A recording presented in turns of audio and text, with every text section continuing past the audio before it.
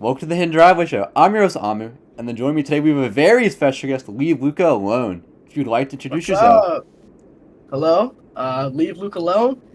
Luca, 1C. That's it. Thank you for having me on. I'm honored to be here. Oh wait, is it Leave Luca Alone or Leave Luca Alone? Because I've been so unsure on that. It's Leave Luca alone. Leave So Luca my Alone. Okay. yeah, my name is Luca, Luca.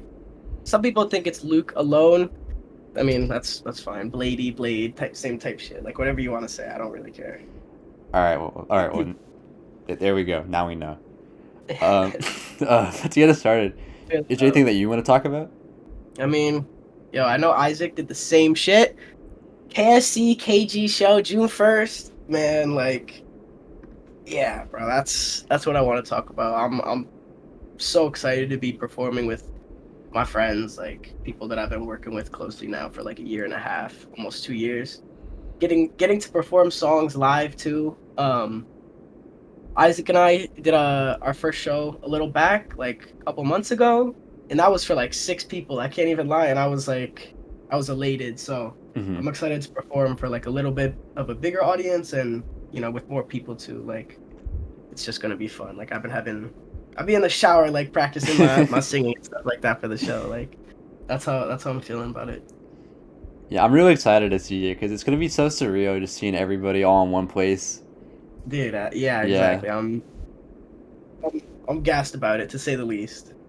Right, something else that you've been gassing up recently, though. So you just released LX3, your biggest and most ambitious project to date. What was the process for working on it like, and what made you decide it was time to drop a full-length project? Because you have like a bunch of EPs before that. Yeah. LX3 went through like two different stages. Probably a year ago after I gotta pull up my own discography because I don't even remember the dates when I dropped. I think it was after um LVL, or yeah, I think it was after Luca versus Luca, which was last year, about a year ago, where I was like, okay, this is an EP. Had a fat host on there, running with Isaacs. Like that shit was, I was gassed. And I at the time, like I was doing a lot of drugs, and I was like, you know what, like I need to take a step back and think about the music and shit, like what I really want to do. Um, and not just like, because a lot of those songs, like really like the vibe on that album was curated because like I was in my dorm room at the time, like in my college dorm room. I was just high as fuck, like with my closest friends, just making like fun ass songs and shit like that. Um, and I really like originally, so it was gonna be Jester's Privilege. Like that was my whole, like I was like, I want my first project to be Jester's Privilege. Because that was like my thing. Like I could just like say whatever, be a little bit goofy. Like that was my vision with music. The privilege, you can say whatever, and it's I don't know. And then I had a lot of planning out done for that album. Like I had features listed, I had like album art commissioned, like everything, the whole 9 yards. And I wanted it to be a plug vibe originally because I was doing a lot of dark plug and shit. And I don't know if it was a combination of laziness or maturity, one of the two, or maybe a mix of both. But after a certain point of time, where I was dropping singles and like trying to find like a sound to solidify myself in, I was like, all right, like we don't need to rush this.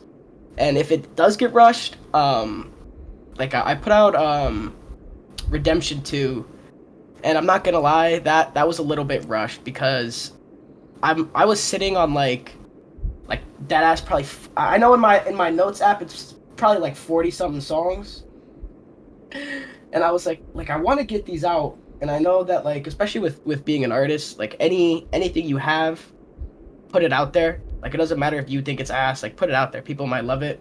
But again, like I was just so high and really like lazy that my mixing wasn't there, the sound, like you could hear me slurring, and I was like, all right, I need to take a step back. And Mm. so that evolved from Jester's Privilege, and I kind of dropped that. And then I was like, you know what? LX3 was originally supposed to be like 6 songs, and supposed to be like guitar beats, kind of like it was gonna be a more sadder, mature vibe to kind of leave like that era of like doing a bunch of drugs and Hmm. being goofy alone. But I ended up just going through a lot of shit in like the last year, and I really wanted to put that towards something, like sitting on all of these songs and all the producers I worked with, all the people I was mixing with, um, and also people around me too, like sending songs to people, being like, "Hey, do you like this?" and like looking for criticism and stuff like that, like trying to find like people to creative direct me, like stuff like that. And it got eventually to where I was like, all right, Jester's Privilege is I don't know if that's ever gonna drop. I'm just gonna say that now. I don't know if it's ever gonna drop. I have the album art. It's awesome. I just don't know if that's the direction I want to go in anymore. Mm-hmm. So I ended up just going through all those songs that I had, and I was like, all right, we'll wait. We'll let the songs sit. Let people feel me out, whatever, and I'll drop it in 2024. Like I'll go through remix, drop it, and I ended up getting really close with Prod Mingus and Isaac's like a lot more. We made some of the songs on that Money Up, like Eric Cartman's Love Advice, like some of the songs in there, like I listened to it, I'm like I know the exact moment where I was recording it, the vibe, all that. Mm-hmm. And I just decided, I was like, listen, like let's get this out, let's push this out, because I've been sitting on all this vault of music for a while, and I'm getting ready to switch directions. Like it's time to mature as a person, as an artist. Originally I had Amari do an album cover for LX3, and it was like a pill bottle, something like that, with like a prescription name. And I don't remember, one night, like literally like a week before I was gonna drop it, I had that album art, and I was like, you know what, like I have my first mixtape is Jason Todd, and I'm a huge Batman fan. The Bat tattoo, by the way, for anybody that's curious, this is not Batman related. This is completely separate. It's just a coincidence. Mm-hmm. But I am a huge Batman fan, and I was like, you know what, let's keep with the theme, like fuck it. So I just literally sat down in Photoshop and just made that whole album art like in a night, and I was like, I love this, like this is what I want, like put all the songs on a playlist, and just I was like, all right, let's do it, like let's see how people are liking all these new sounds that I've curated and made over like the last 6-7 months. So yeah, that was LX3. LX3 was like, oh man, there was jokes in KSC about Jester's Privilege never dropping, LX3 never dropping, and I think it was just honestly a lot of that gave me motivation too. But I just wanted people to hear it, like really sit with the sounds and see what they think. So Mm-hmm. that's how that came to be.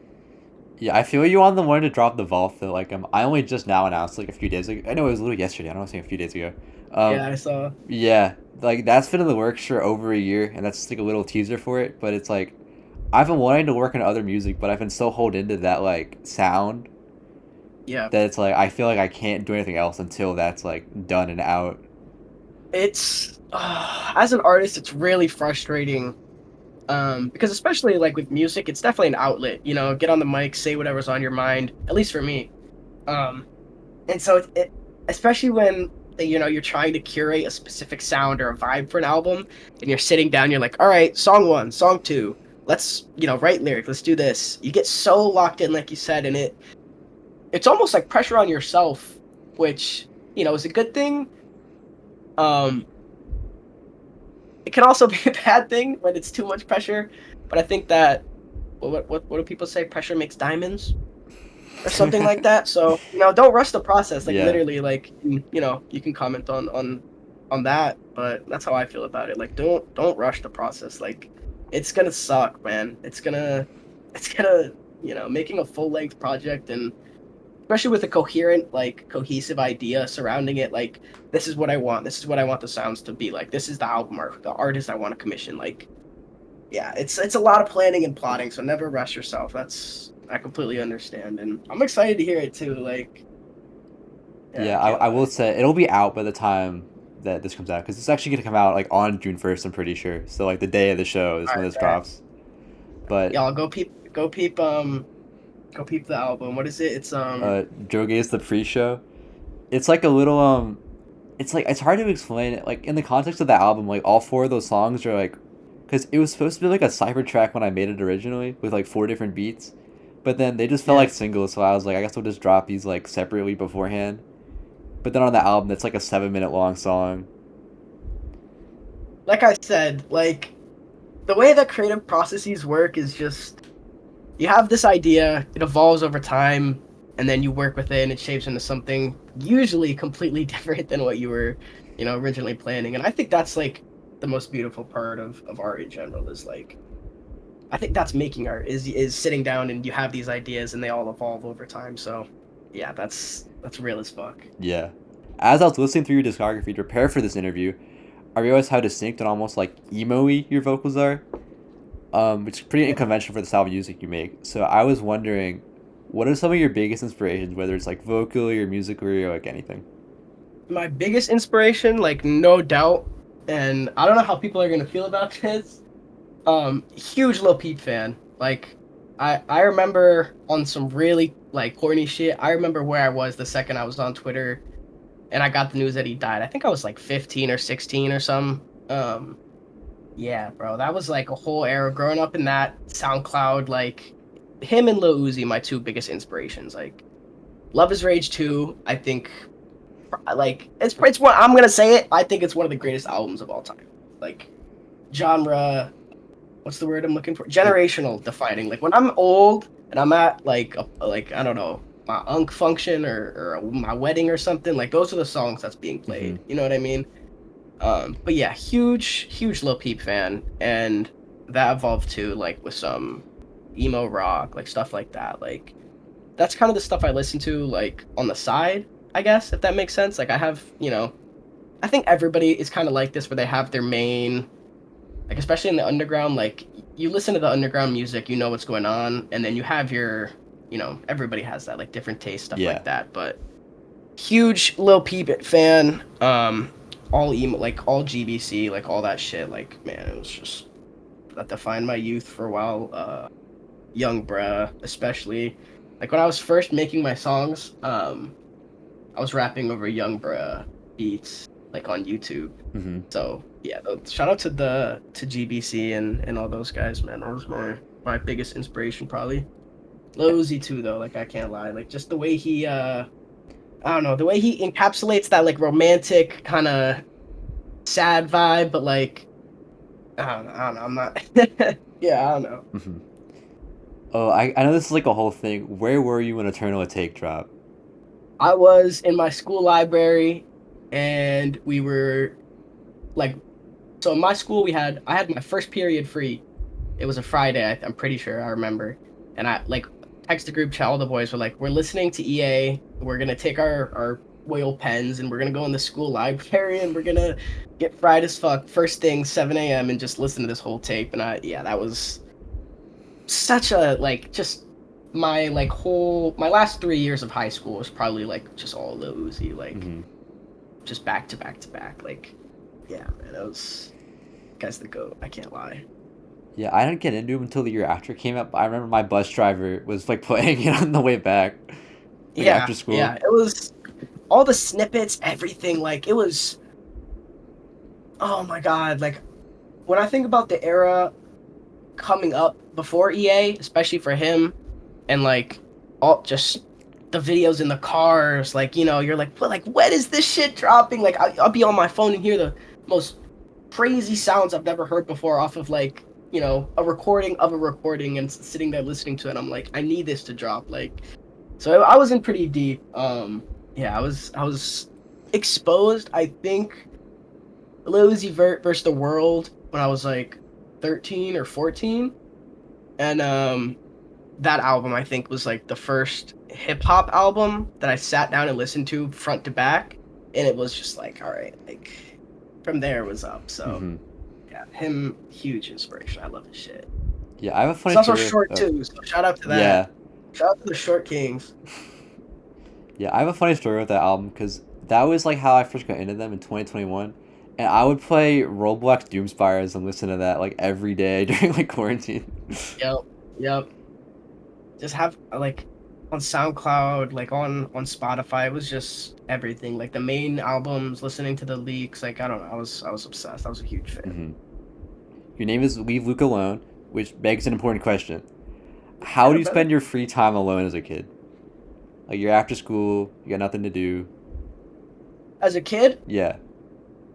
so what age, like up until like what, like teens or like? Let's say teens, yeah. Okay. So I lived in SoCal, and growing up, it was literally just skate culture. So I would come home from school, and my stepbrother had an Xbox, and I would either literally play Skate 3 or just go to the skate park. And I was so bad at skating.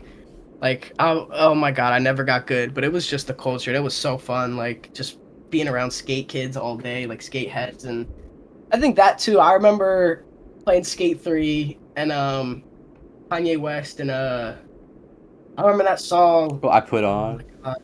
Yes, yes, Yeah. yes, yes. And that, too, also, like, being around a bunch of influences like that, like, man, I think I was like, eventually, I think I was bound to be exposed to, the culture one way or another. But yeah, just skating, a lot of video games, handhelds though. My parents did let me have no consoles, so like Pokemon, playing like hella PSP games. Like I was really into Bakugan and Beyblade. Like holy shit, I was really into Bakugan. I think that probably.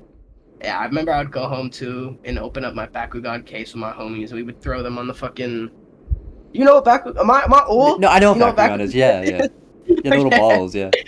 Yeah. You throw them on the magnets. That shit was, oh man, anime too. Like, yeah, that was, yeah, all that shit. Kind of just on some nerd shit. I feel that's pretty normal though. At least people our age. Like I feel like everyone was doing that. Yeah, it was. Yeah, I'll say the one thing is when I was exposed to anime. So I actually moved from SoCal to the South Carolina, when I was like 10. And let me tell you, the culture there is so different. I didn't get exposed to anime until I lived in the South, and it was by like the most like ostracized, like the people who kind of defined anime like in like the mid 2000s type shit. Like before, I don't want to like sound like I'm like old or like being corny, but like before it was cool. Like I'm gonna be honest, like before it was dead ass cool to like put on for anime and have anime profile pics. And some people don't think that shit is cool, but whatever, like you see big artists doing that shit now, like Hmm. all that type of stuff. So So I wasn't ever into skate culture just because my parents would not let me do that. Because I'm also really accident prone, so I would have gotten hurt for sure. But I got Skate 3 when I was like 10 because I saw PewDiePie playing it, and I saw all the glitches, so I wanted it just for that. So I yeah, was really into Skate Skate 3. 3 was like, oh man, I still play to this day, like to this day. Like yeah, no, Skate 3. I didn't grow up playing COD because my parents didn't let me have a console. Like same Hmm. type, like they Yeah. were, but Skate 3, MMA games I grew up on. My dad and my stepbrother were really into like UFC and MMA and stuff, and I was doing jujitsu and all that. So like, yeah, it was that's kind of what I grew up on. Was like, I don't know, Skate 3 pretty much, because I really didn't have anything else. And just living in SoCal, like that was just, it was an era. I can't lie. Like living in SoCal and getting to experience like all that skate culture and Skate 3 dropping and all that shit. Like yeah, it was awesome. Yeah, I saw a while ago that you posted about wanting like West Coast beats. So is that I like did, have yeah, you been wanting to go yeah. back to that like mindset a little bit?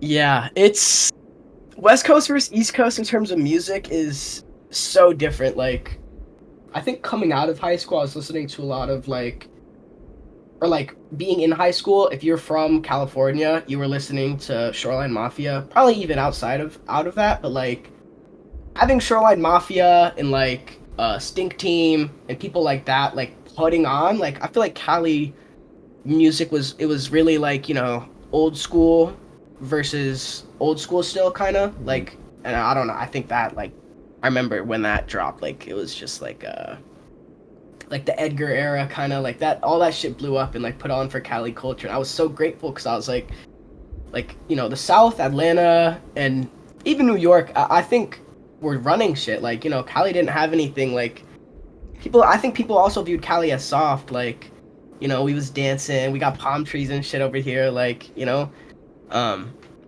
and yeah, just some of those like beats. Like I never got the chance like when I was in school to like I guess tap in and like work with anybody like that. So I was like, you know what, like I want to make I want to make an homage almost to some West Coast shit, and I still plan on doing so, but I think it's on the back burner right now. Yeah. For a while. Because there's so many other sounds I'm working with, and I go back to Cali every summer. But there's just so much other shit I'm working on right now where I'm like, I don't know. And I made a couple of those songs. They're some of my favorites, like in terms of making them, because they're fun. Like I just sit and freestyle, like no punching in. You can just kind of like talk shit and chat about, you know, good weed and palm trees for like a minute and a half, and it's fire every time. So Yeah, I know that song on the like KSC tape that Bappy was on was like kind of like West Coast-ish. a little bit, yeah. Don't you yeah, say yeah. like we're on the West Coast like right at the intro or something like that? Yep. Yeah. I think for a couple, I think maybe for the KSC tape, I actually might have been in San Diego recording that. There was a period last year where I was back home for like 3 months, 4 months, and I was locked in making music. It was all horrible because I was high as fuck. I was going through a lot of shit, like I said earlier. But like, yeah, I don't know, something about being in a different location and the culture that permeates it. Like, I don't know, I want to put on for it. So whenever I can, I'm shouting out 760 or SoCal, San Diego, whatever. So are you just in New York for school then?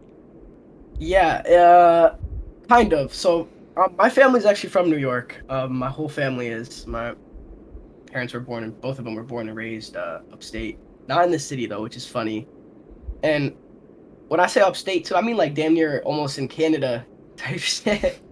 So I don't know. When I was like finally leaving high school, I was like, I want to go to New York. Like, you know, all my family's there, and I want to get like I don't know. I grew up around that culture too. Like, so it was like, you know, I want to step out, and I think that would be a great opportunity to grow, and it was. So I'm so grateful to be here every day.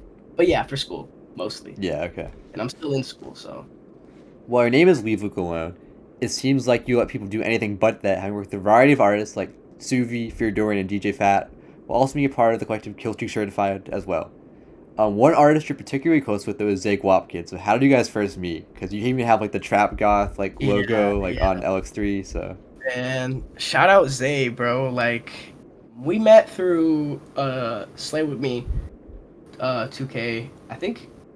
Yeah, he had just dropped the Sui persona. So here's the real lore. I was into the fashion scene like big 2021, 2020, like coming into New York. Like 6 was 9, all the shit that people are kind of wearing now. Like all my friends were into that shit. And Slay was mutual friends with like a friend of mine that was putting on for clothes and was a stylist, and he kind of linked me one day. So my roommate Gecka Sanctuary, I don't know, that's an I'll throw out there, maybe some people will know that. He was best friends with Slay, so we're in the dorm, and he's like, yo, like, I think Slay had just moved to the city or something. Like, I honestly don't remember, but he came over to my dorm, and him and Gecko were like trading clothes and whatever, and I was like, you know, like I don't even know if I knew he made music at that point, but I was like he walked into my dorm, and I had the mic like hanging from, you know how you have a bed and like there's like wooden or metal like dividers in it that keep up the mattress. oh yeah, I yeah. hung my microphone like from that. Like I didn't have a setup, so I hung it and it was dangling. And he's like, "Oh, you make music or something like that?" I don't know. And I was like, "Yeah, like let's like I think yeah, I know, like you do too. Like let's, you know, sit down, let's make something." And so that was Jason Todd era. That was like even before I'd met Zay, and Slay and I made a song, and he gave me some beats and stuff like that, and just put me on like crazy. Like if I'm gonna be honest, the person that's put me on the most, like that I like could really owe this to, is Slay. Like and he's not like the biggest. He's funny as fuck. Like he is so in his mysterious persona. Like I love it. Like so he put me on. We made some songs, and I was still in this like kind of the fashion shit.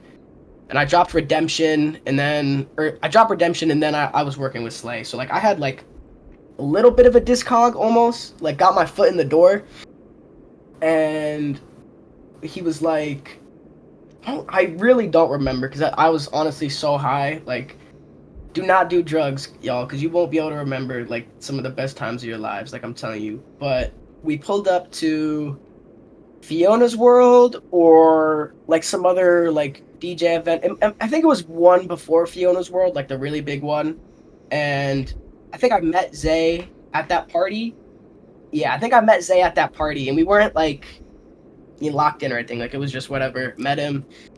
And then we went to Fiona's World, and that was just like, I don't know, like it was just a crazy time. I was on drugs, and that's however you really want to view that, like whatever your reason you're doing that for, you're going through some shit. Yeah, I don't know. You like to get high. You want to, I don't know, not think about certain things.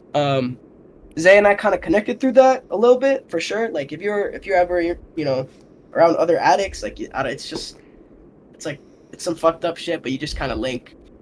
And he was on his sad shit too, and I was like sad as fuck, like just depressed as fuck, like, and we just kind of started hanging out. Like I was sipping, I was doing pills and shit like that, so it was like, we just hang out. Like I'd pull up to his crib, just literally just hang out, do nothing.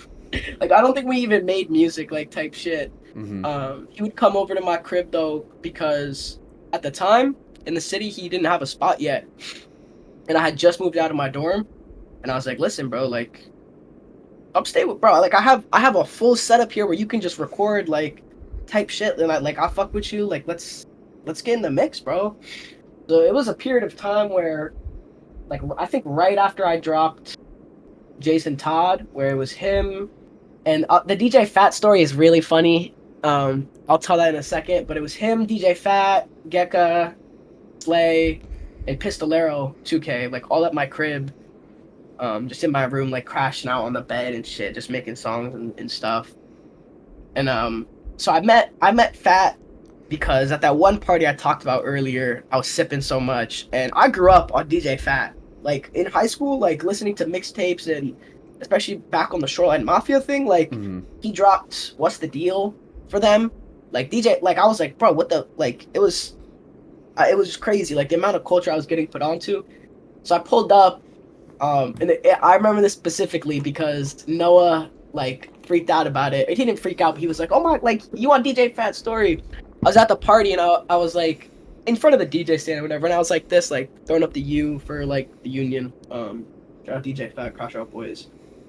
And he put me on his story, and he was cool with Slay, and Zay and them kind of tapped in. Like it wasn't, I think now it's a lot like him and Zay are like this, but I think it was right before even he got his foot in the door, like right when Zay, like right when everybody was coming up, like it was a time to be alive. And after the show, I was like, yo, listen, like I have a I have a pint in my freezer right now. Like I'll dead ass, like, cause I was trying to make bread too. Like I was like, listen, like I will go back to my crib and like be back here within 30 minutes. And like, let's figure out something, cause I was trying to make bread. And so I did. I literally left the function and came with a baby bottle, like in my jacket. Like I stuffed it in my jacket and like got into the party. And he was looking at it, and he was like, I think this shit fake. And I was like, bro, because I had paid like a good amount of bread. Like if lean is expensive, whatever. And he was like, this shit's foo-foo, I think. Like, and I don't remember if we still sipped it or not. I don't fucking remember.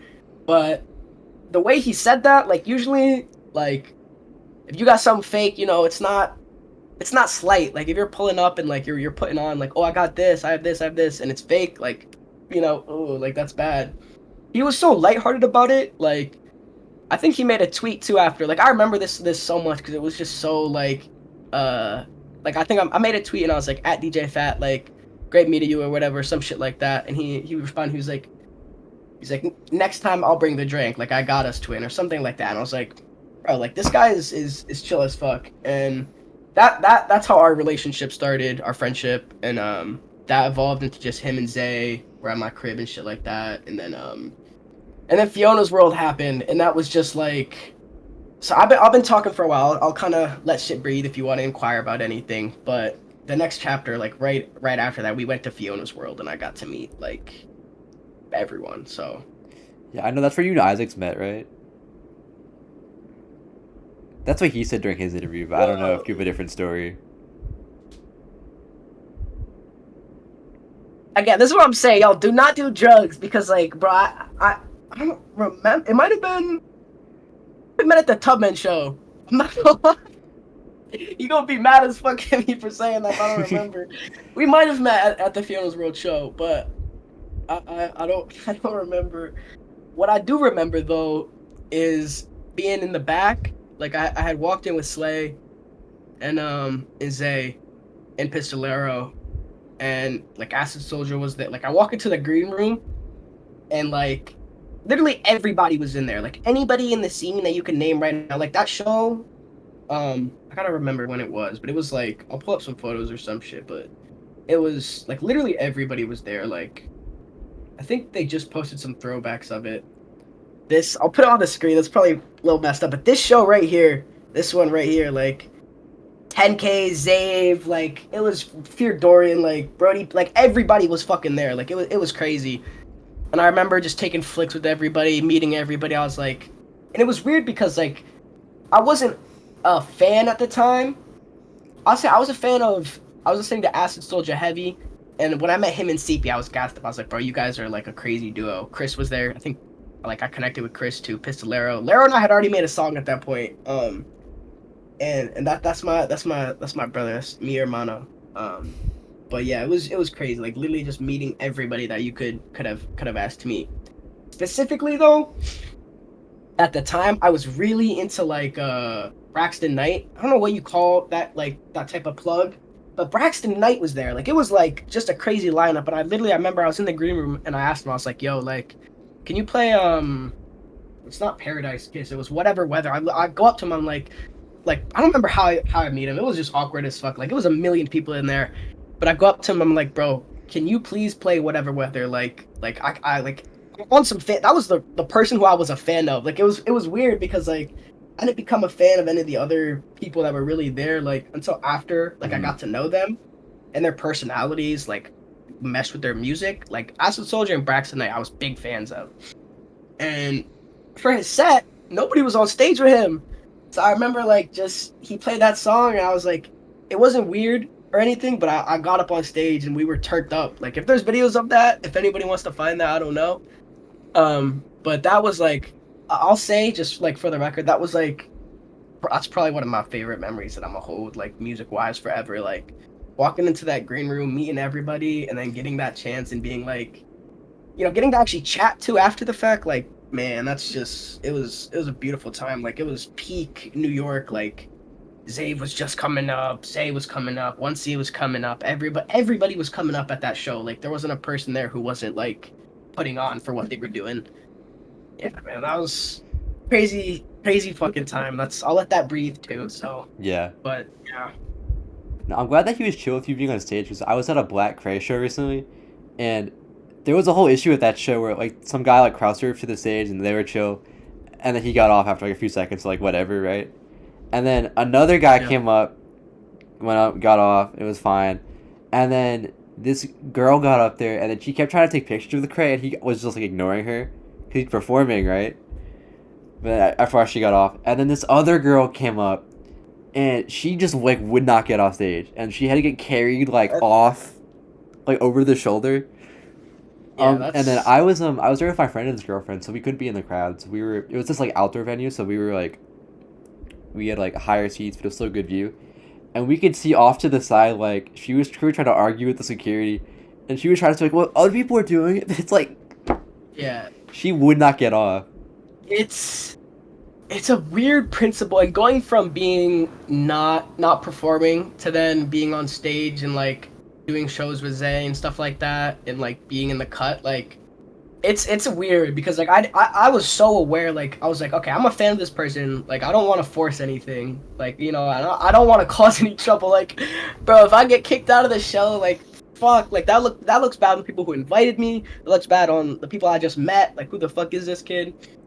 There's a vibe to being on stage, and especially like if you can't pick up, I'm thinking of that one meme that's going around recently of like, be mindful of why you were invited to the section with that girl, and she sits down. Like, be mindful of why you on stage, or like, who brought you there, stuff like that. Like, if you're on stage, you just look cool and trying to get whatever, a little second of fame, like whatever. Like, and like you're saying, that girl, like, if you don't know your time, like, get off the stage when it's your. I think the crowd also makes up a part of any live performance, so it's like, yeah, it's a give and take. But I think if you're on stage and you're not performing, turn up whoever's performing. Like, turn them the fuck up. Just. And I think, yeah, I'll let that breathe. So turn them the fuck up. Mm-hmm. Turn them the fuck up. Yeah, that's one thing I'm curious about with the New York show, just because so many people like haven't performed before, so I don't know how that's gonna like go. Oh, it's like, I'm telling you how it's gonna go. So my set, I'm about to have it's gonna be like 10, 12 people on stage. I don't know how big the stage is, but we're gonna have to see. Well, it's like a church, right? Yeah. I don't know. I'm gonna have some people there for sure. I'm gonna have my neck around Isaac like this the whole time. He gonna be suffocating. I don't care. I'm gonna be turned up. I've been so fucking excited to do this shit, and especially like linking with people that I've been working with and like have made like some beat. Like, bro, I can't, when I get to play either Noah or I are gonna play Blackout Drunk. Man, I've been waiting for like, and I don't know how to like describe the feeling other than just like, man, it's just pure, like, you put a lot of work into some with other people, and then you get to share in that. It's just like a reward. It's beautiful. Like, and even like, I remember like performing with Isaac when it was like nobody there. Like, bro, we were so, like, we had a great time. Like, it was so fun.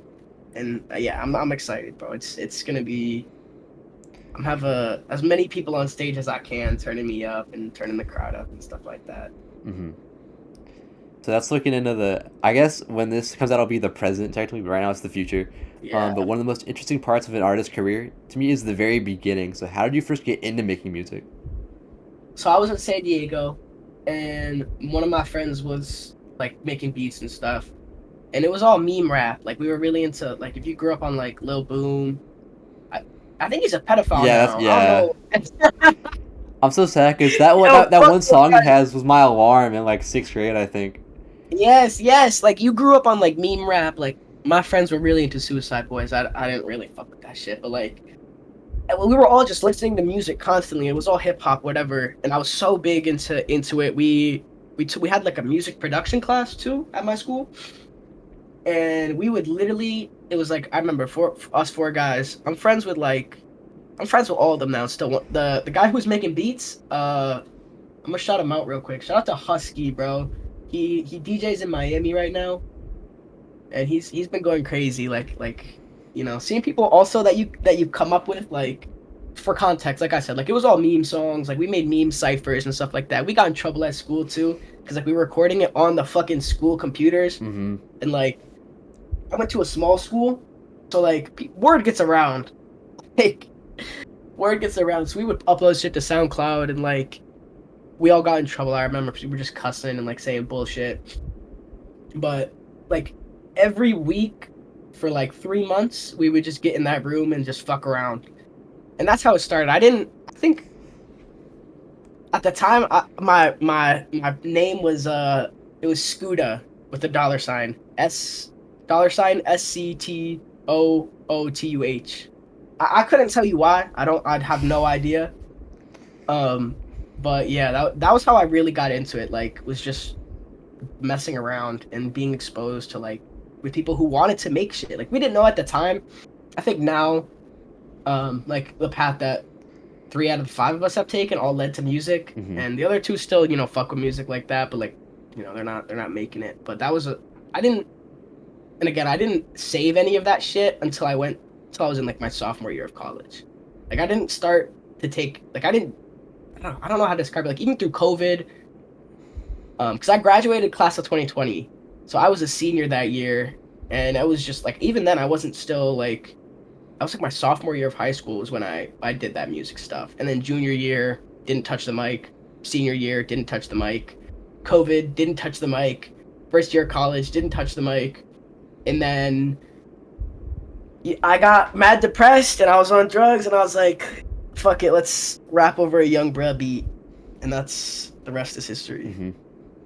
Yeah, I think it's so true having to have people that you like do stuff with.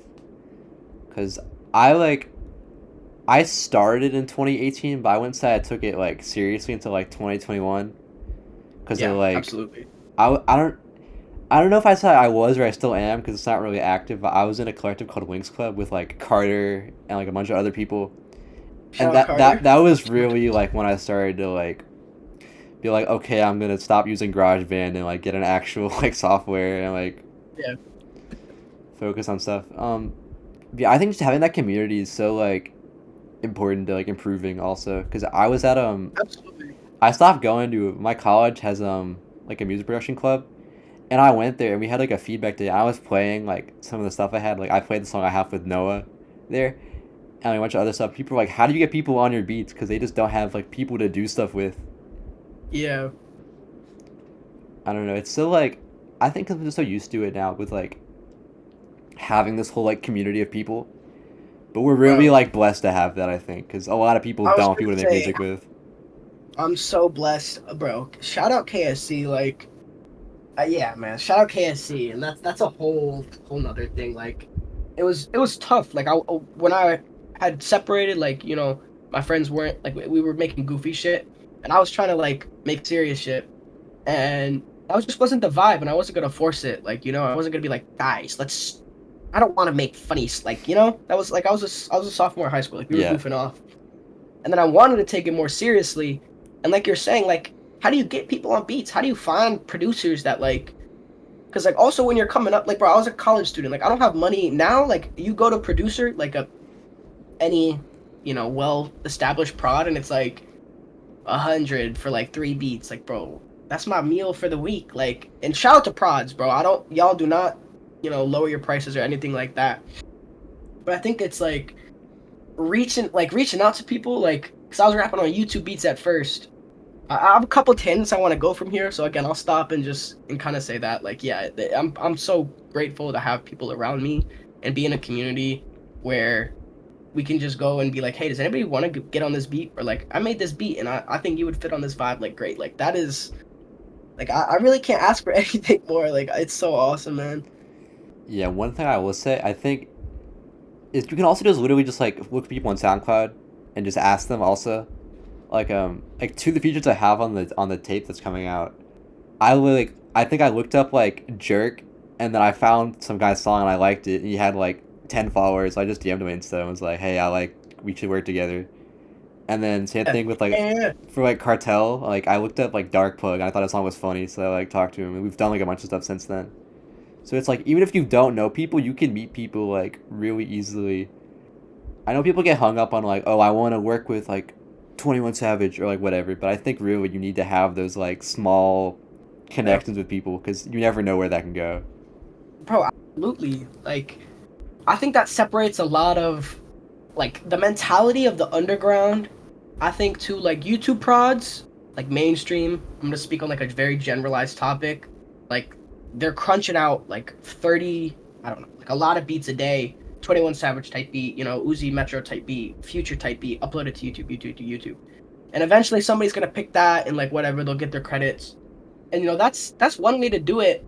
But I think that like this what separates that from the underground is like if you look up like Dark Plug X Jerk whatever beat, like this kid is making that, they know they're not gonna get like a billion views or it's gonna go to somebody like I don't know how to really describe that. Like they're making that out of, I don't want to say love because there's a lot of times when people are making stuff to intentionally try to get somebody on it, but like yeah, I think that separates like the mentality. Like, oh, I love this sound and I want to create things similar to it. Not that big mainstream prods don't do that, but like doing it for the culture type shit, like free YouTube type beat, like Yeah, I will say that I have a friend. I won't name him because I think he wants it to be like a secret because he made like a whole new alias to do it. It didn't go well, but he was making rage beats every day for like a couple months, and they just didn't do well at all, and he hated doing it. Yes. So I think you really have to be passionate about it because it's like it was all like Ken Carson like destroying lung and stuff, and he hates opium, but he was like, Yeah. maybe it'll do well. And I think the closest he got was there was some guy that spoke Italian that was gonna pay for one of the beats, and that was like it never happened though. But that was like the closest he ever got to making a sale.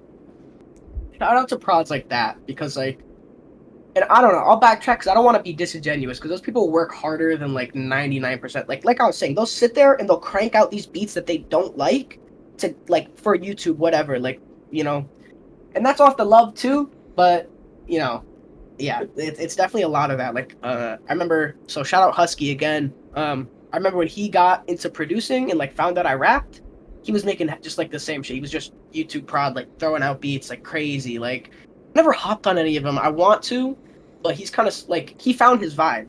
Like he's in Miami now doing like EDC Borderlands sets. Like I don't know, even like electro, whatever you want to call that.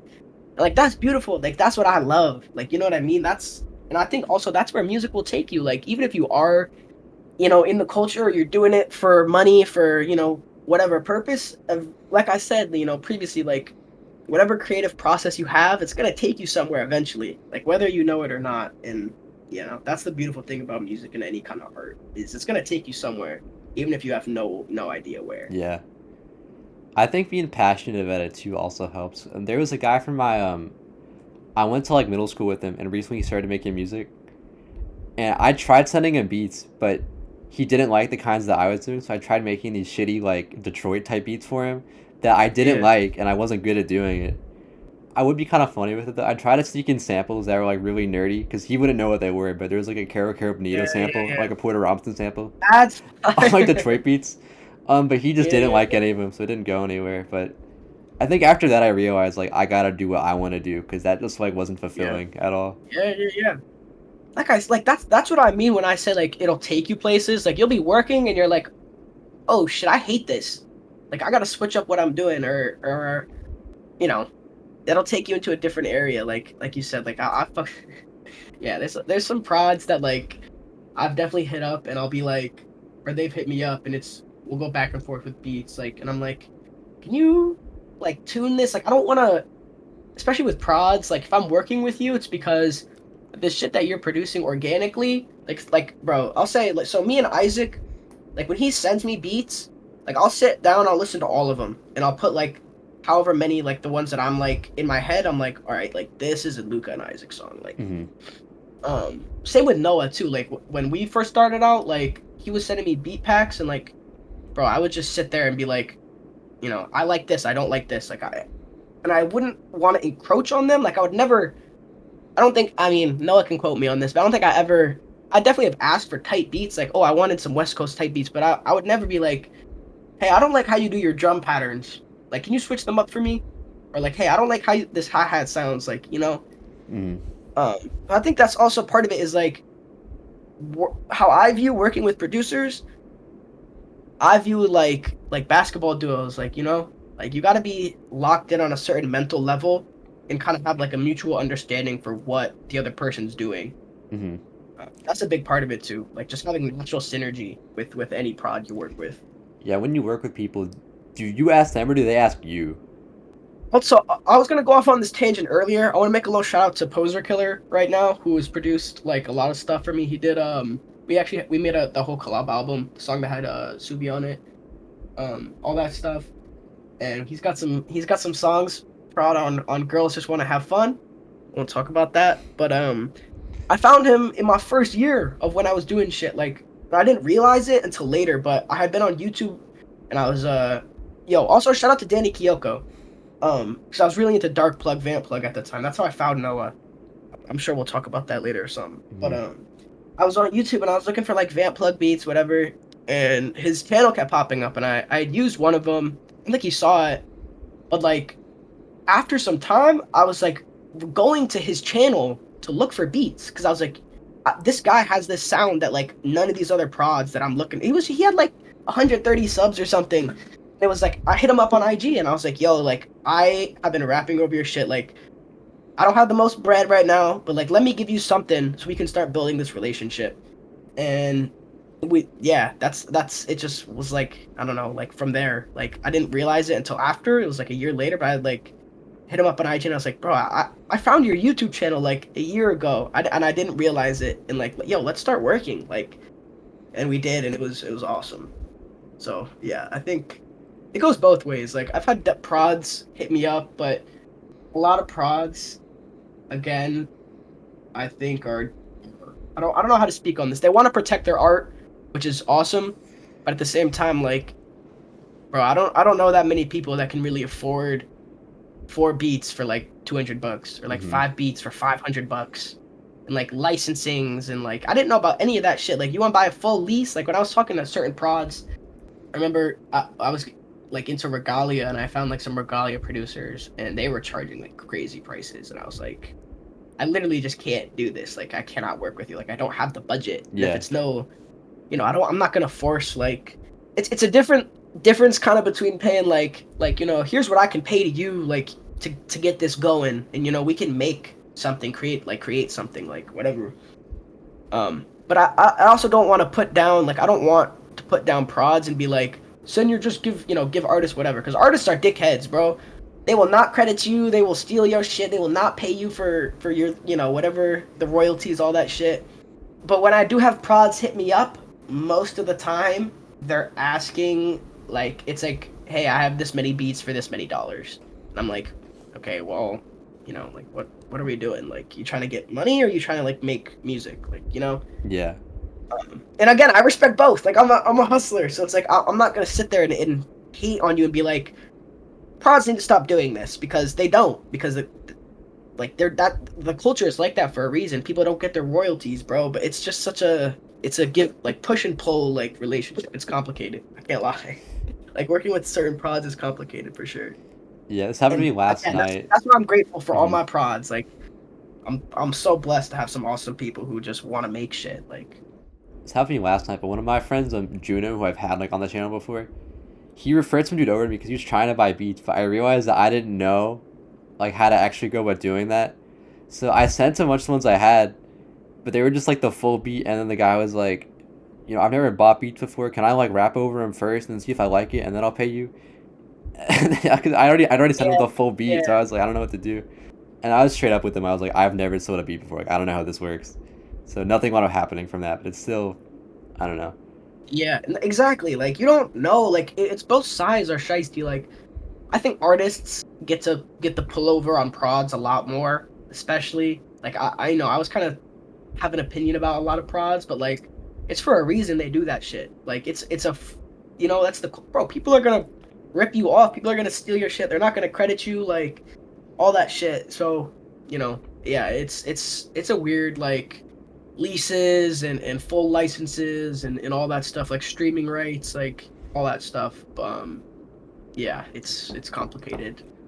While you're supposed to play your very first ever show alongside other artists like Isaacs and Squib, life had other plans for you, as you're called in as an emergency performer after Heartstop Miami and Tropes were too young to get into the venue. That's crazy. We're too young to get into the venue they're supposed to be performing at. So what was it like performing live, like on such a short notice? Because you weren't like prepared to do that that day. So, hold on, it's mad hot in here. This shit got me nervous even telling this story. Look, mad sweaty, bro. So, that happened because just in the New York scene, like knowing people, whatever. Like, I think Frager was like that was like his, like he was putting in a lot of work for that show. At the time, I had only made like 3 songs. We weren't the closest. Like even now, like still not like I'm not gonna claim like that's my twin, but I'd like to say we're friends. That guy's cool as fuck, bro. But I think Drino Mino, who did some of the art for like once he posted it, and like I was just at this point in my career, I was like, listen, like if I'm gonna do this, like I can't be an anxious bitch, and like I'll get real for a second. Anxiety is like, bro, anxiety can stop you from doing so much. Anxiety, depression, whatever it is, and especially dealing with like being on drugs and stuff, and trying to come out of that, like that's a crutch. That's a huge crutch. Whatever it is, drugs, alcohol, whatever you're doing. And at the time, I was sober. Like I've been sober. I'll say sober-ish for like 3, 4 months, 5 months, and the first thing I thought, like, I was like, bro, I need a Xanax, or I need something. Like, my heart was pounding out of my chest because I was like, this is an opportunity, and I've never performed live, and I'm just gonna go and like fuck, like every bad thought will go through your head, and I was like, I need this, and I remember, shout out to my roommate, shout out to Finn. I was fucking freaking out, like I was pacing, like I was like, bro, like I literally, like even now you can see like my composure is getting like this, because like Yeah. this is literally how I felt at the time. Like I was like, dude, this is a chance. Like I need to just get myself out there and just kick myself in the ass out the door. Like throw my, like just get out there, bro. Jump off the boat into the water. Like just swim. And I remember I was like literally pacing. I was like, bro, like I can't do this. Like I was freaking the fuck out. He was like, bro, like just go. Like just do it. And so I was in contact. She was like, or Mino posted on her story like, hey, we need somebody to come like last minute. And I was like 21 plus, and I was like I'll do it. Like I'll like just send me the location. And I brought my backpack, I think, and I pulled up, and it was like 13 people in the bottom of this bar. And I don't drink either. Like I don't go to bars. I'm 21, and especially in New York, like you think I go out? I really don't go out. I stay inside. The bars is like a different, like an environment that I'm not even used to. And I remember like I go to the bar, and I was like, all right, I need a drink. Like if I'm gonna at least, like my nerves are through the roof. I'm like, I need a drink. And I'm sitting there waiting, and I was like, I know how to order at a bar, right? You sit, you wait, call the bartender over.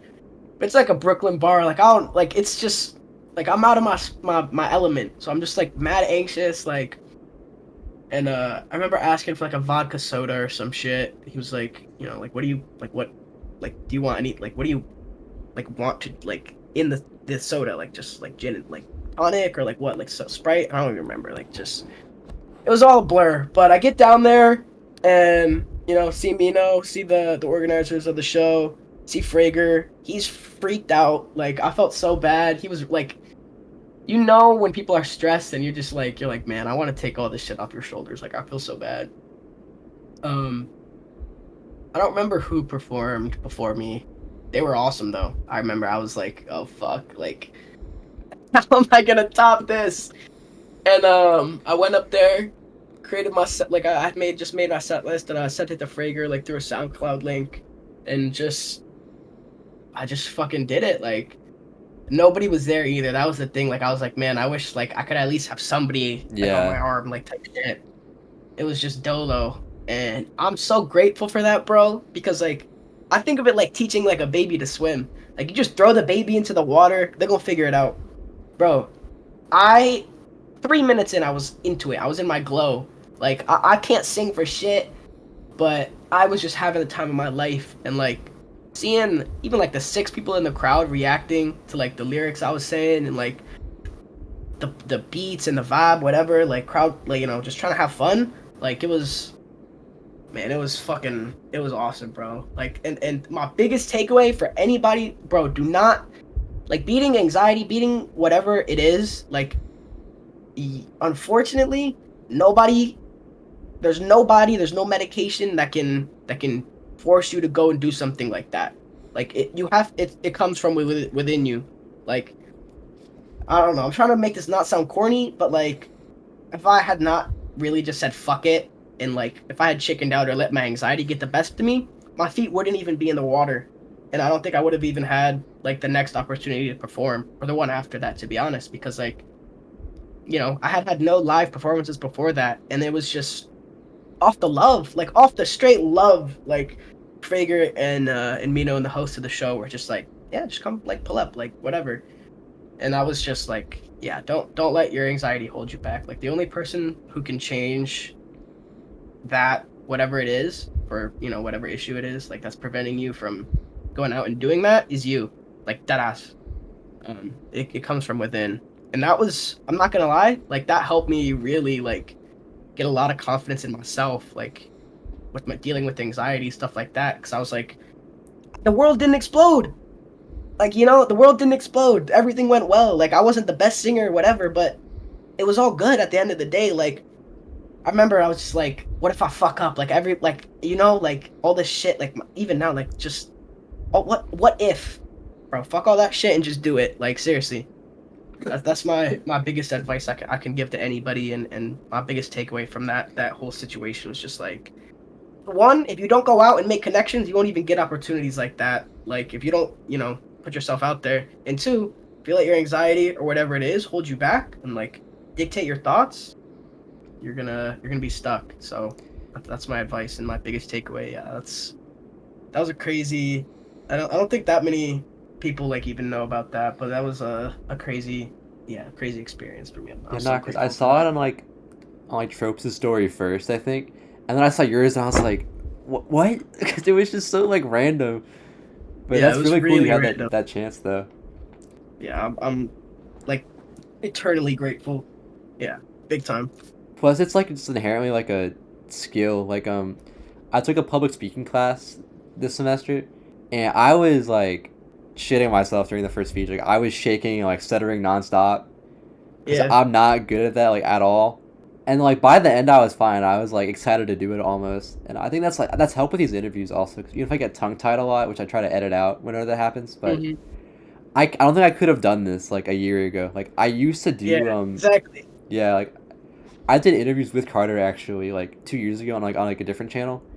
And if you compare then and now, I just sound so like awkward and like shy and like I don't know. I still have work to do obviously, but I think I've improved so much. And the fact that I get like on camera and do it because before like it was like Yes, no bro. webcam anything. Oh, be So proud of yourself. You put on. Come on. That's what I'm saying. Like, I think also too, it's like don't diminish. Like, a lot of people like to say, oh, whether it's music or interviews, like my old stuff wasn't the best because, oh, that shit don't matter. I know, like I'm just speaking out my neck here, but like I think without, and like again, if you hold yourself back and you're like your first song, your first interview, your first piece of clothing, whatever you're making, your first painting, you're like it has to be perfect, or else I'm not gonna make it or put it out there. You're already kind of doomed. So getting over that hump is huge, whatever industry you're in. Especially public speaking is fucked. Yeah, public speaking is tough, man. what are your thoughts on deleting older music? Because I'm like really against that because I feel like it's so like unless there's like an artist on it that you just don't like fuck with anymore. Like I get that, but I think it's so important to be able to show that journey. So I don't get when people delete the like first song and stuff. I it's so funny you mentioned that because I'm on live the other day, and one of my oldest, like I'll even say fan, like we're friends, but like he literally like put my first song ever on his story type shit, like when I uploaded it like two years ago. And he comes into my live and he's like, bro, do you have this song was called February? And I think if that song was uploaded on my SoundCloud, that would be like you'd see a lot more of my influence, like Lil Peep influence, whatever. And that song wasn't bad. It was just a vibe where I was like emulating somebody else, and I didn't feel comfortable with that being out there. Like all my early music is just gone. Like it's on my laptop for sure. It's on Google Drive, Hmm. and I regret it so much, man. Like there's songs where I was like, yeah, like even just keeping them private. Like if I could send to people or whatever, bro, I regret that so much. Yeah, don't delete your music, bro. Do not like I'll just be high or like I'm in a bad mood and I'm like going through my shit and I'm like I didn't like how I sounded on this. Like I want my discog to look more clean. Delete. I regret it so much because now there's like so much history out there that I can't show to people and stuff like that. I think it's part of an artist's persona a little bit. Like I think people getting in like delving and trying to find old deleted songs is super cool. Don't delete your music, bro. Do not delete it. Somebody's gonna fuck with it. Like somebody out there likes it and will want to hear it. Do not delete that shit. I felt so bad because I was like, bro, like I wanted to listen to the song. Like he's like, where's February? And I was like, bro, like I don't fucking know. Like it's on Google Drive or on my old laptop or somewhere. But yeah, do not delete your old music. I feel so bad about deleting my shit. Mine's still out there on like YouTube and stuff. I was intentional about keeping it up somewhere. So like it's not on my Yeah. SoundCloud, but if you want to go look for it, it's still like pretty easy to Yeah, find. exactly. Like I should have made an archive or something, bro. Like do not delete your old music, everybody. Don't do it. On your EP before JP, you have a song called Jedi Scum. So I was wondering, what's your favorite Star Wars movie? No cap, bro. Like I really do this shit. I live this shit. Man, people are gonna get on my head for this if they care about Star Wars, bro. Okay, it's either A New Hope or, bro. I'm struggling on this one because I don't want to offend anybody. Because There's I have no, some. I love the there's only prequels. Like like I there's grew only up like on, two wrong answers you can give. and I telling you, I know those two are like in my top three, bro. Like I love the Phantom Menace and I love Attack of the Clones, Oh, bro. that wasn't what I was I talking love about. both. I meant like the new Oh, okay, trilogy. okay. Oh, the new ones, bro. Fuck that. If those are in your favorites, you're bugging. Fuck that shit. Yeah, I'd say my top three. A New Hope is just so fucking good from beginning to end, and I love the prequels. So like, getting like, bro, Duel of the Fates, that Qui-Gon Jinn fight was just like, that was my whole childhood. Growing up, Star Wars video games, like I grew up on the prequels. I didn't grow up on the originals, and like even Attack of the Clones, like people, I watched that movie the other day, and I was like, I was so geeked on it. I look over at my friends, and they were just like not having it, and I was like, man, like, yeah, I'm a huge prequels fan. I think the Jedi Scum sample is from Grievous saying it, if I remember correctly. Jedi's. Yeah, I'm pretty sure Yeah. it's Grievous saying it, which is either from Revenge of the Sith.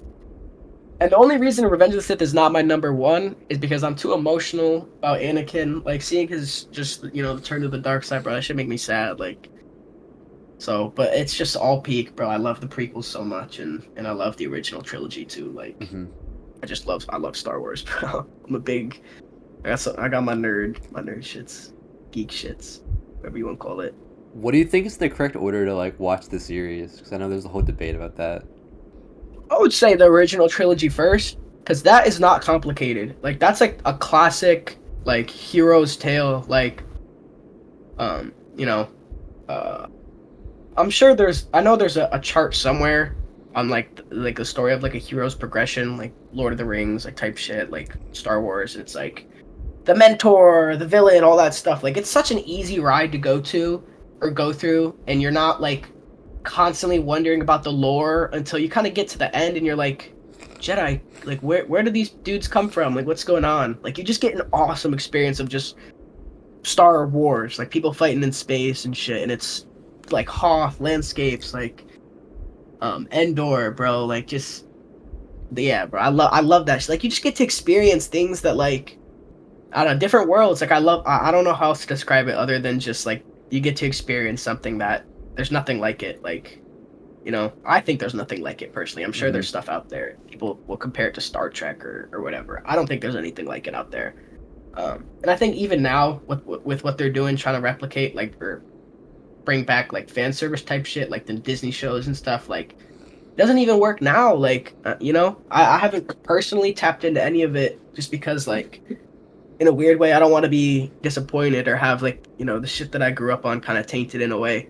Yeah. Watch the original trilogy first. You get you get the story, and then go to the prequels because they're so fucking complicated. Like you're gonna, I don't know. There's just so much Star Wars lore too that like, and I'm a big lore guy. Whatever has lore, I'm into it. Like, bro, I'll just watching Star Wars YouTube videos, all that shit. Like, watch the original trilogy and then watch the prequels, and then the prequels will pique your interest about all the shit that happened before that, and then you're gonna be into the Old Republic, and then you're gonna be online playing Star Wars Knights of the Old Republic, and then you're done, then you're in too deep. So My dad yeah, had like an original Xbox, and I played Star Wars Battlefront like on there like all the time. bro, when I said earlier I grew up on my playing PSP games, bro, Star Wars Battlefront 2. Like I didn't have a console, bro, so that was all I was doing was just Star Wars games. Like, shout out to fucking Battlefront, bro. Shout out to Battlefront. Holy shit. That's such an underrated game. I should have brought that up Yeah, earlier, I bro. haven't played the new one because I'm just too biased with the old one. But I think those games gave me a better like appreciation for the prequels, because I think the maps in that game are way better for the prequels than they are for the like original Dude. trilogy. Oh, House of Naboo. Bro, I sound like such a geek, bro. Holy shit. House of Naboo is one of my favorite maps. Like even in the new Battlefront, like I haven't played it in the last 3 years, but when it first came out, I was on that shit. And it was like, man, they dropped the ball, bro. All anybody wants is a good Star Wars video game. Like that's what people are clamoring for, bro. Like, yeah, all the prequel maps, like Mustafar, all the locations, like Kashyyyk, like do I sound like yeah, Uh, yeah? It's all just beautiful, bro. Like I love that whole the whole shit, man. Coruscant. Yeah, Coruscant's really good. So fucking awesome, man. Yeah, shout out to Star Wars, bro. That's Mm-hmm. one of my other biggest inspirations. In the last episode, I beat MXX in the match of rock paper scissors. So currently, Killstreak has been down because Isaac's lost, May lost. I'm gonna win. You gotta bring it back. Best 2 out of 3. I got it. Best 2 out of 3. All right, I was about to ask because I know Isaac said the whole thing. Scissors, shoot. Yeah, and then close your eyes when you do it because there's like a little delay and whatever. All right. I'll shoot. Yeah. All right. Rock, paper, scissors, shoot. Oh. Man. All right. 2 out of 3. 2 out of 3. All right. Rock, paper, scissors, shoot. Oh, okay, we're tied. I like that. My heart racing. Mm-hmm. Rock, paper, scissors, shoot. Oh! Bro, you read me like a bug. Fuck. Got my ass whooped. Can't see, bro. We know. Whoever comes on next, you gotta bring it back because that's. I think that's my longest winning streak too. Now that's 3 people. I'm confident in my rock paper scissors ability too. Like that's fucked. Fucked. GG's. Yeah, good game. Also, I'm curious. What do you call this game? Because I know I asked for this in the Isaac's one too. What this? But, where you slap the fingers or you tap? Yeah, taps, and then they go more like. Do you not play Bro, that and like Ninja, like I don't fuck with that shit. Like it's too. I have a 1-track mind, bro. I can't like. I don't fuck with all that shit. I don't like numbers. You know, I'm not good with 6. I like Ninja.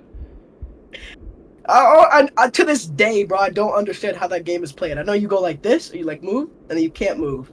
I still don't. I don't know. I never played that shit. Confused me. No, I realized recently though that like, cause I'm short too. Like I'm 5'6", right? And I was playing with my tall friend that's like 5'10". He has way bigger reach than me, so it's like you can't you can't win against that. It's bro, like yeah, I never got it, and yeah, being short too, you got a disadvantage. So fuck that game. Fuck it. I'll beat anybody in a hide and seek. I don't care. Name a time or place. Speaking of MXX though, you reached a collab EP with her called Skinwalkers and Cityscapes in 2023. And as an April Fool's joke, you talked about it earlier, but Noah also teased you had a collab project with them coming, which I thought it was a joke, but I've seen stuff recently that kind of says otherwise. So I guess something's in the work with that. But I was wondering, are there any artists that you'd love to do like a collab album with, like dead or alive? Can be literally anyone. Man, that's a great question. I'll talk while I think. So shout out May. Holy shit, that EP was like such a time in my life.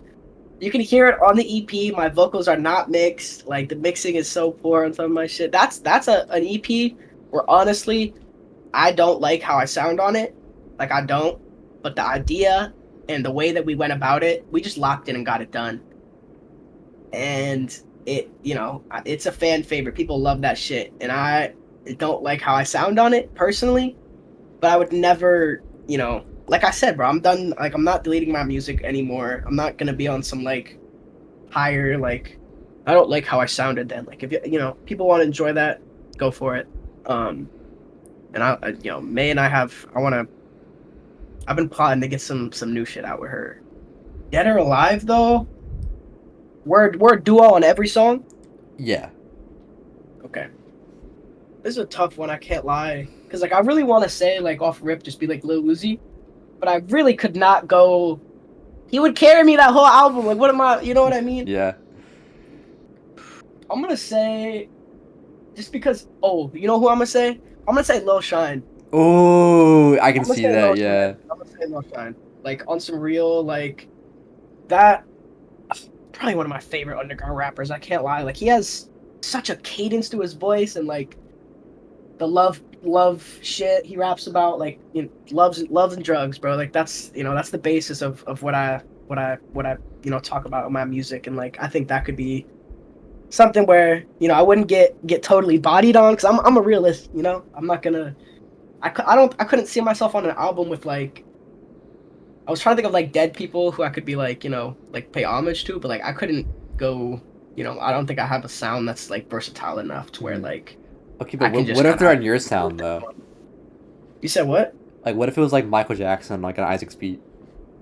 Oh my god, bro! If I could work with Prince Yo, actually, yo, if I could work with Prince, oh my god, man. Like, if I could get Prince on some shit, man. Like, if I could just lock in with him and take like some ecstasy in the studio or something, and just like make a fucking 8-track tape on some like plug beats and some shit. Like, I'm not gonna lie, I think that would go fucking stupid.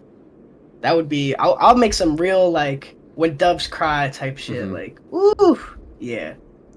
Michael Jackson would. I couldn't do it, bro. I don't think he would just. He's too good, bro. He just sing like a motherfucker.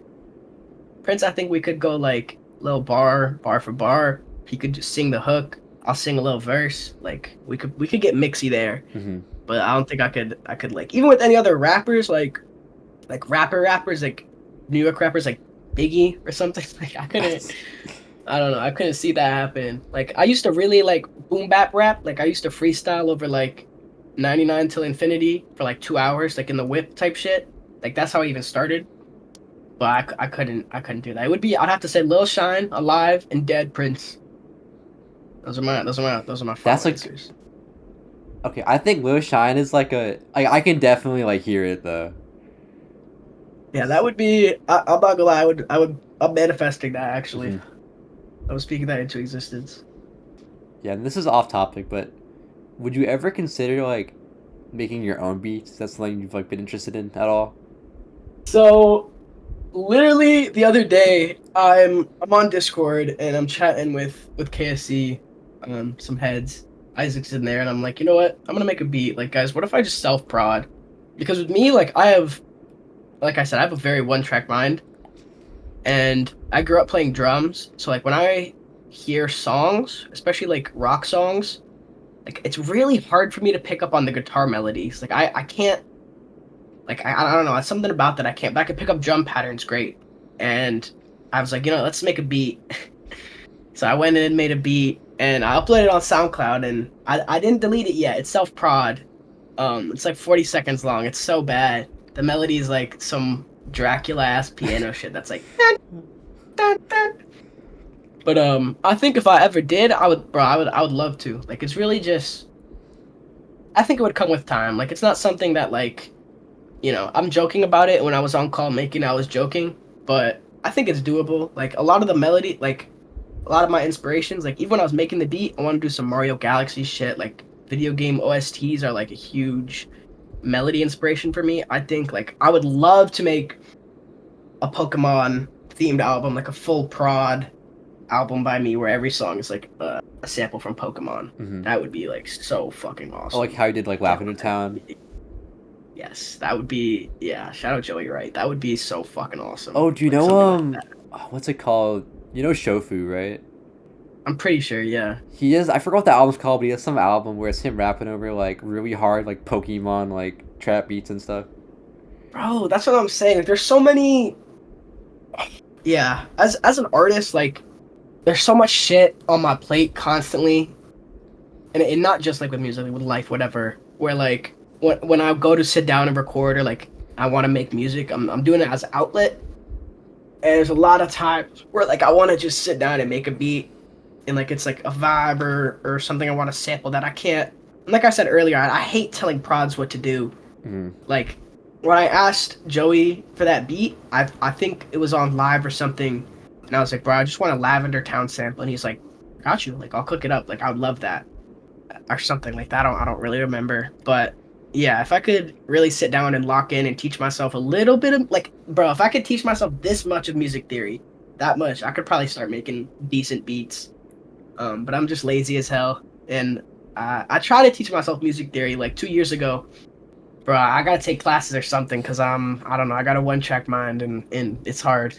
That's why my auto-tune was always off for so long too. I don't know, I don't know, I don't got like, I don't know, the musical brain. Like I played drums for like a little bit growing up and that was it. Like I can keep a beat. Actually, that's a lie. I played snare drums for a while. I was in my school band.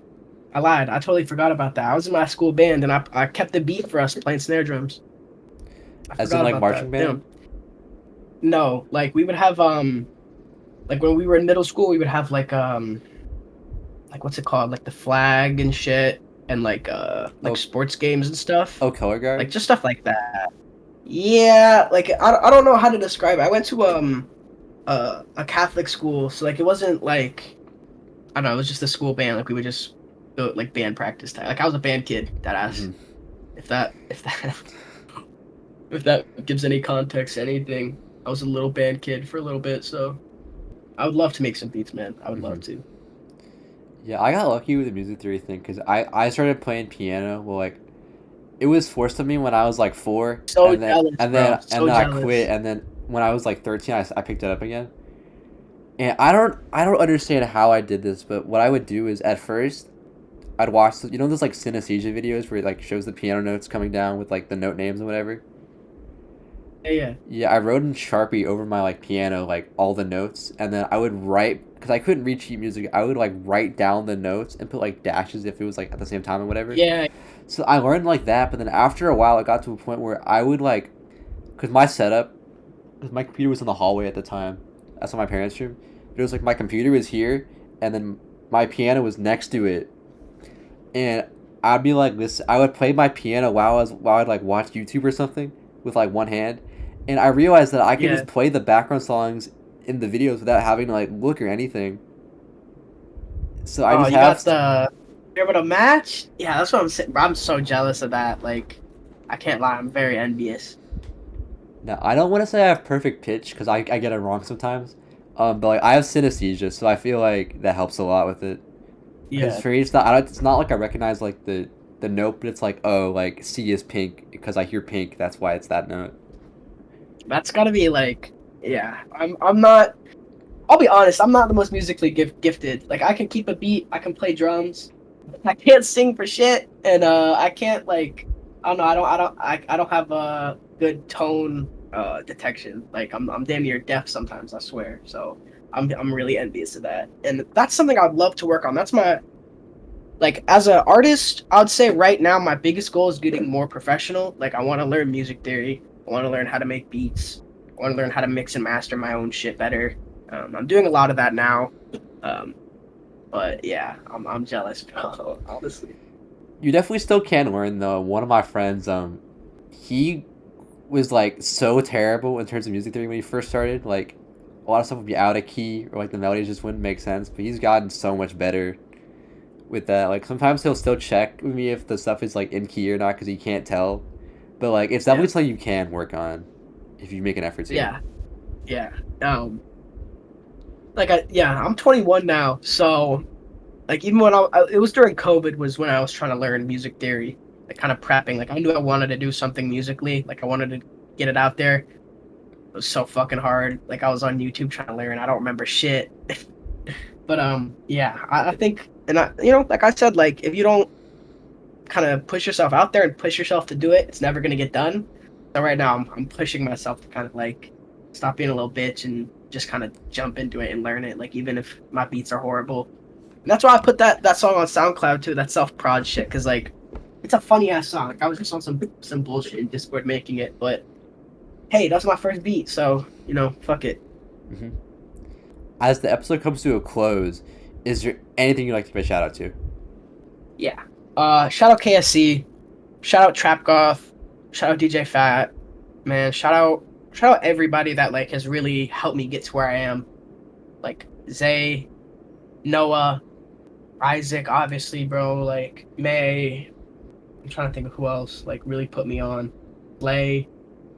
And all my influences growing up, my parents. Like shout out to them. I might send them this or something. I don't know. But I wouldn't be in the position to be where I am without a lot of help or asking, like especially with Noah. Like, bro, I'll give a huge shout out to Noah. That's my fucking twin, bro. Like, he helped me with all this shit. Like, I my auto tune would still be shit if it wasn't for Noah. I wouldn't have beats if it wasn't for Noah. Like, I wouldn't be in KSC if it wasn't for Noah, bro. Like, yeah, shout out to SHOUTOUT Kid, Dallas Flame, some old shit. Yeah, shout out to all those guys and gals and everybody in between. And shout out to Leave Luke Alone. Thank you so much for coming on today. It was really awesome talking to you. All those Shout links out will be to in the you. description down Yeah. below. Yeah, thanks so much for doing this. Thank you, brother. I appreciate the opportunity, bro. And so this is gonna drop after the show, right? Well, Or no, allegedly? it'll be the morning of the show. morning of the show. Yeah. Yeah, we gonna turn up. I'm hoping that, you know, everybody there tonight, we gonna have some fun and, you know, grateful for what's coming in the future. I can't lie. And thanks to you again, bro, putting on for everybody, KSC, KG, all that. So shout out to you too. Yeah, also I'll be there too, and I want to try to do some sort of video. I don't know how, cause like it was funny. I was trying to do like a test video of like me having to film myself and to see how that would work in like I was at the park with my friend, and it was this whole like, cause I didn't know if I could do any videos this week, so it was supposed to like replace that. So we got like half an hour of footage. I don't have to use any of it now, but it was good practice for like if I do wind up doing some sort of thing while I'm over there. Little vlog type. Yeah, I've been waiting for somebody to do something, because if nobody else is gonna do it, then honestly I'll do it. Like before I even was in music, I was into graphic design and video editing, big time. So like, hey man, if you know, if nobody else will step up, or if the anxiety gets the best of you, whatever, hey, we'll lock in, we'll make something. I'll bring a camera, I'll have my roommate come or something. We'll figure it out. I want to get I want somebody to capture, you know, the energy that KSC has, and KG. What's gonna happen there? Some studio sessions, like some shit like that. I don't know. It would be beautiful. That's why I do these videos, just because it's like nobody else was doing them, so it's like if nobody's going to do, like I gotta do it. Yeah. Damn straight, bro. And that's, like I said, shout out to you for putting on, bro. Like for representing a part of the culture that's, you know, underground, not talked about that much. So that takes you know, you're doing it off the love, off the pure muscle, and that's commendable as fuck. Thank you. I love it.